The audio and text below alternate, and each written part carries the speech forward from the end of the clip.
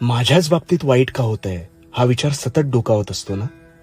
इतर जण अगदी कसेही वागले तरी त्यांचे आयुष्य हे सुकर चालले, पण माझ्याच वाट्याला दुःख का याचा सारखा विचार करतोस ना. मग आता शांतपणे ऐक.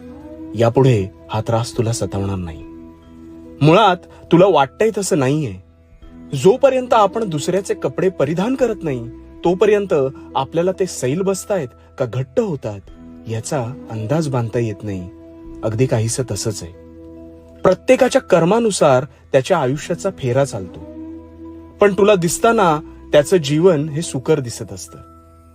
स्वतः जर साफ मनाने पुढे जात असशील तर तुला पाहून इतरही हाच विचार करत असतील हे कदाचित तुला कळलं नाहीये. एका अपंग मुलाने एका गरीबाला धावताना पाहिलं तर त्याला वाटलं की हा किती सुखी आहे.